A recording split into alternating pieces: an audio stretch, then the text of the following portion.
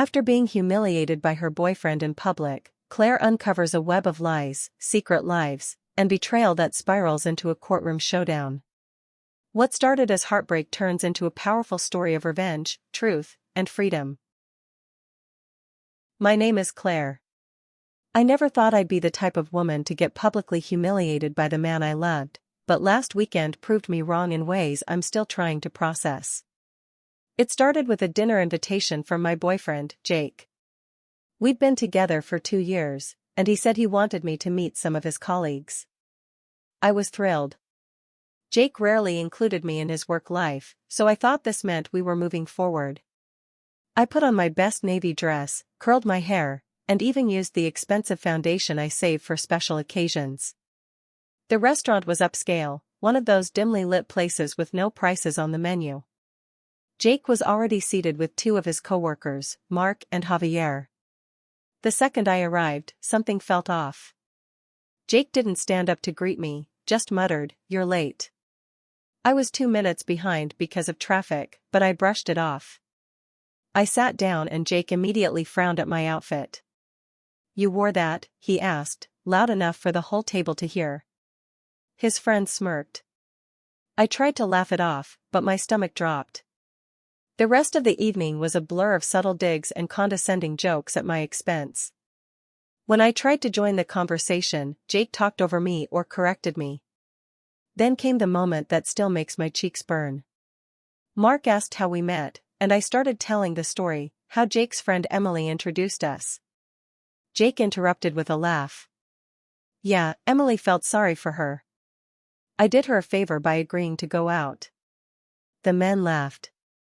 I excused myself to the restroom, fighting tears.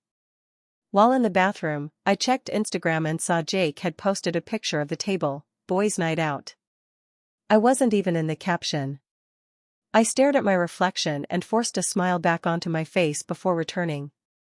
Dinner ended with Jake sliding the $312 bill to me. "This isn't working. I'm not attracted to you anymore," he said flatly, then stood up and left with his friends. The waiter gave me a pitying look. I paid with my credit card and walked out feeling like I'd been hit by a truck.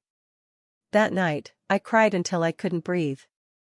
My best friend, Zoe, came over with ice cream and wine. She's the one who started asking questions about Jake's work claims. She'd always thought something was off. Turns out, Jake wasn't the marketing director he claimed to be. He was a junior assistant who mostly ran errands. The next few days were a haze. Jake posted gym selfies with captions like "Know Your Worth" and "Level Up." Zoe dug deeper and found out Jake had a history of lying, fake business trips, inflated job titles, imaginary promotions. Then Jake's mom called, asking if I was still coming to his birthday dinner. Apparently, Jake told his family we were still together and had exciting news to share. That's when Zoe and I devised a plan. I would go to that dinner. Not to be petty, but to be honest. Saturday arrived. I wore the black dress Jake once said made me look average. I arrived a little late. Jake's face drained of color when he saw me. I greeted everyone warmly and said, "Wouldn't miss it, especially with big news on the way." At dinner, Jake bragged about his job, spinning more lies. That's when Zoe's friend Lucas, who works with Jake, showed up with a manila folder and an apology for interrupting. Jake panicked. Lucas was there to drop off work papers. Instead, he exposed Jake's real title and confirmed that he had lied about everything. Jake tried to pivot the conversation, but the damage was done. His father asked about the apartment we were supposedly moving into. His sister asked about the trip to Paris he claimed we were planning. Lie after lie unraveled. Then I told them about the restaurant. The comments. The breakup. The bill. Jake exploded, accusing me of making him look bad. He screamed, "You should be grateful someone like me even gave you a chance." His grandmother muttered, "Oh, please," and his mom looked like she wanted to disappear. His dad quietly said, "We need to talk about honesty in this family." Jake stormed out, knocking over a chair on his way out. I stayed. His family insisted. We ate cake and talked. It was surreal. Later that week, Jake began harassing me with texts, calls, even showing up at my apartment. His sister and mom stood by me, bringing coffee and offering support. When Jake started posting unhinged rants online, his employer noticed. He was fired days later. Eventually, he moved out of town. His mom still sends me holiday cards. Zoe says it's weird. I say it's sweet. Lucas and I text sometimes. We're not a thing, but it's comforting having someone who saw it all. And me? I'm finally sleeping through the night. My apartment feels like mine again. And I never again question my worth based on the opinion of someone who couldn't even be honest about his job. Sometimes, you don't get closure. You get clarity. And that, my friends, is even better. Jake hasn't contacted me since. And if he does, the law is ready. Some stories don't end with romance. They end with reclaiming your peace. And that, my friends, is exactly the ending I needed. Part 3, the twist I didn't see coming. About a month after the court hearing, things were quiet. Too quiet. I was finally sleeping soundly, going on walks again without glancing over my shoulder, even redecorated my apartment with soft lighting and cozy blankets. I started feeling safe. And then, one afternoon, my manager called me into her office. "Claire," she said, brows furrowed, "we received a complaint email about you." I blinked. What kind of complaint? She turned her screen so I could see. It was a lengthy, anonymous email accusing me of inappropriate behavior at work, stealing time, gossiping about coworkers, manipulating men. It even included fake screenshots of texts I had supposedly sent. My stomach dropped. "We know it's bogus," she added quickly. "But it's not the first one. We received 3 in the past 10 days. Jake." I just knew it.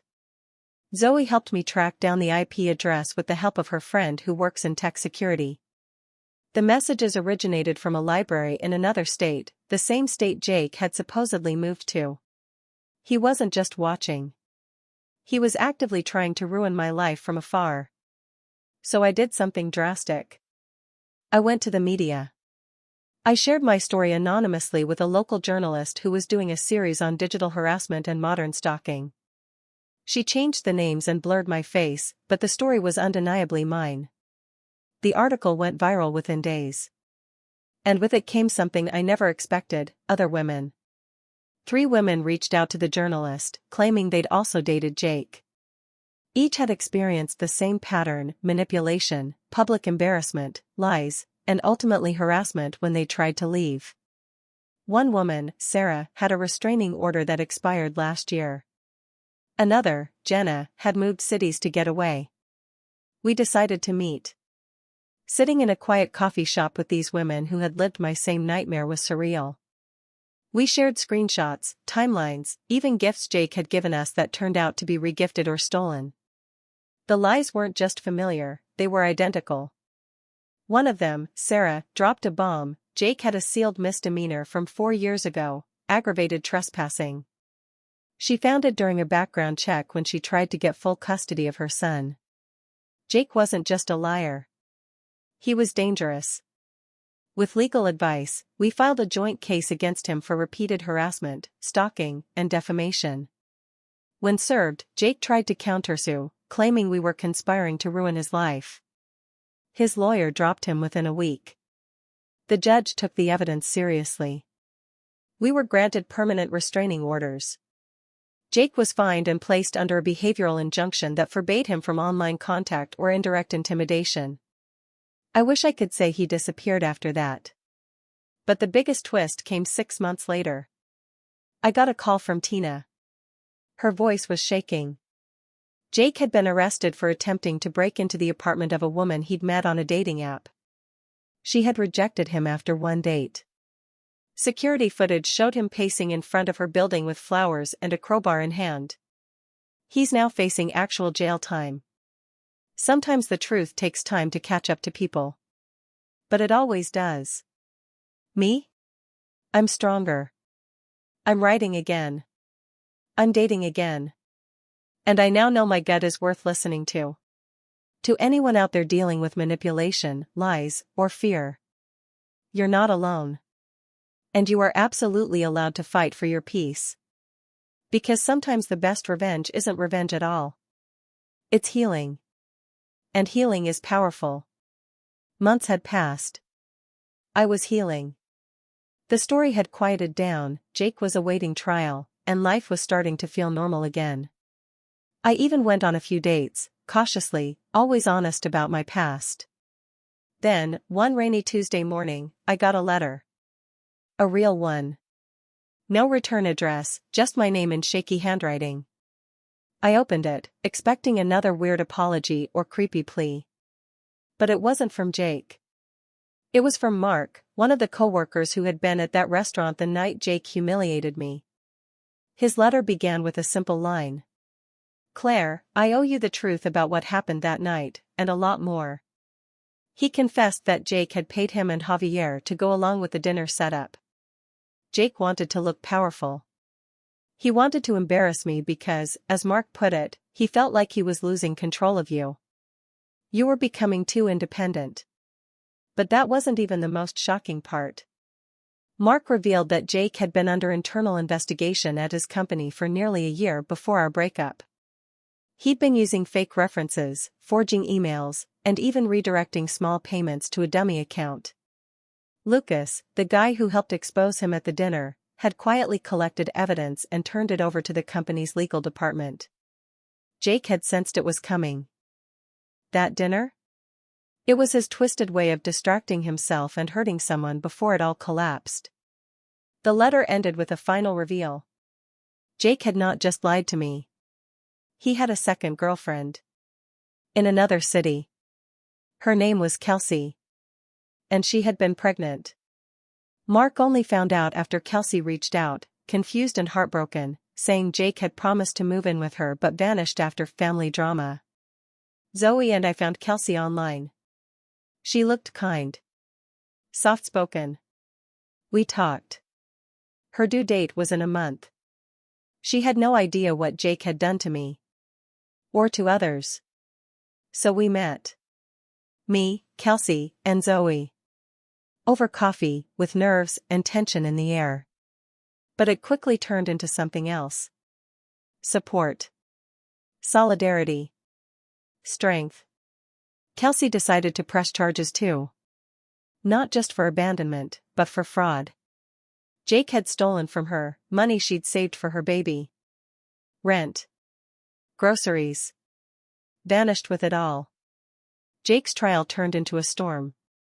With 3 women testifying, corporate fraud charges mounting, and a former employer ready to sue him into oblivion, the judge handed down the final sentence. 3 years in prison. Immediate custody. The courtroom was quiet as the bailiff led him away. Jake looked back at me one last time. I didn't flinch. Afterwards, in the hallway, Kelsey cried. Zoe held her hand. I stood there, looking at the exit door, feeling like I could finally walk through it and leave everything behind. We left the courthouse together. That night, I took the black dress, the one Jake once said made me look average, and threw it in the fire pit behind Zoe's house.